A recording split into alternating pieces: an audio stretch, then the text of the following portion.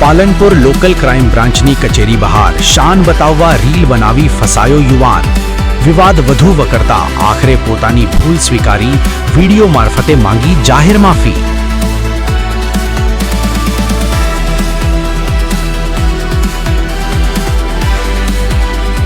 દાંતામાં કોંગ્રેસના મહાસંમેલનથી રાજકીય ગરમાવો વ્યાપ્યો.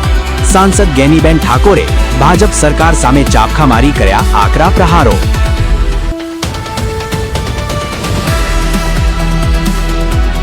ધાનેરાના મગરાવામાં રબારી સમાજે શ્રમદાનથી તળાવ ઊંડું કરી જળસંચય અને જીવદયાનું ઉત્તમ ઉદાહરણ પૂરું પાડ્યું. પરંપરાગત રીત રસમ સાથે ભાઈ બહેનના અતૂટ સ્નેહનો પવિત્ર ઉત્સવ હર્ષોલ્લાસપૂર્વક ઉજવાયો. ડીસાના માલગઢ ગામના હોનહાર વિદ્યાર્થી માહિર આગજાએ ઇસરોના યુવિકા 2026 પ્રોગ્રામમાં સ્થાન મેળવી સમગ્ર બનાસકાંઠાનું નામ રોશન કર્યું. રાજ્યભરમાંથી પસંદ થયેલા માત્ર 14 વિદ્યાર્થીઓમાં સ્થાન મેળવી સ્પેસ સાયન્સ ક્ષેત્રે મેળવી વિશિષ્ટ સિદ્ધિ.